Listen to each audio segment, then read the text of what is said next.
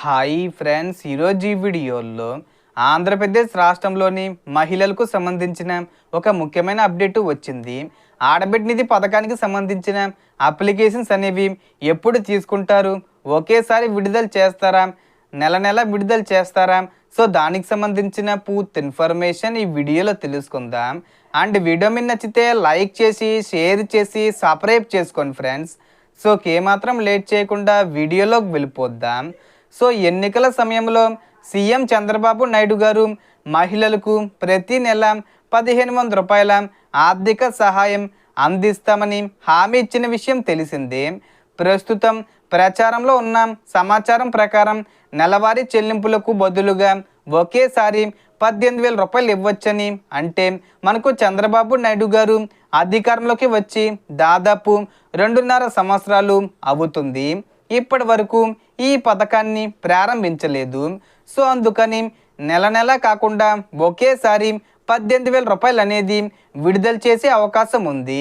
అలాగే ఆగస్టు 1 లేదా ఆగస్టు 15వ తేదీ వచ్చేలోపు విడుదల చేసే అవకాశం ఉందని చెబుతున్నారు.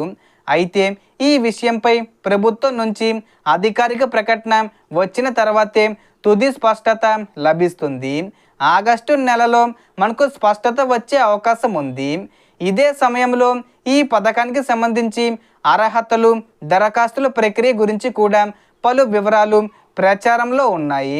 ప్రచారం ప్రకారం 18 సంవత్సరాలు పూర్తయి 19వ సంవత్సరంలోకి అడుగు పెట్టిన నుంచి 59 సంవత్సరాల లోపు ఉన్న వివాహిత మహిళలు అర్హులుగా పరిగణించే అవకాశం ఉందని చెబుతున్నారు.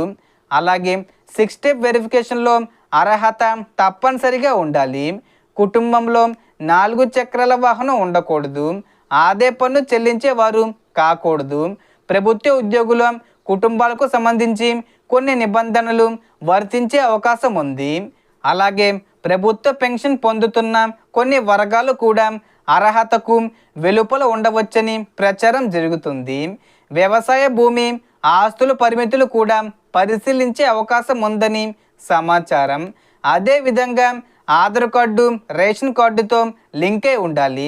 బ్యాంక్ ఖాతాకు ఆధారు మరియు ఎన్పిసిఐ సీడింగు పూర్తి చేసి ఉండాలి.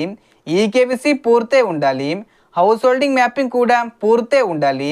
ఇవన్నీ పూర్తిగా ఉంటే మాత్రమే దరఖాస్తుల పరిశీలన జరిగే అవకాశం ఉంది. ప్రచారంలో ఉన్న సమాచారం ప్రకారం ఆగస్టు నుంచి గ్రామ లేదా వార్డు సచివాలయం, అలాగే మీ సేవా కేంద్రాల్లో దరఖాస్తులు స్వీకరించే అవకాశం ఉందని చెబుతున్నారు. దరఖాస్తు సమయంలో ఆధార్ కార్డు, రేషన్ కార్డు, అవసరమైతే ఆదాయ ధృవీకరణ పత్రం, కుల ధృవీకరణ పత్రం, 2 పాస్పోర్ట్ సైజ్ ఫోటోలు, పని చేస్తున్న మొబైల్ నెంబరు వంటి వివరాలు అవసరం కావచ్చు.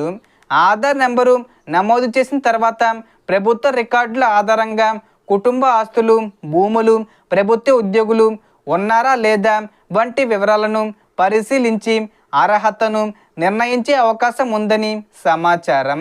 అలాగే ఈ పథకం వివాహిత మహిళల కోసం మాత్రమే అమలు చేసే అవకాశం ఉందనే ప్రచారం కూడా జరుగుతుంది. దాని మీద క్లారిటీ రావాల్సి ఉంది.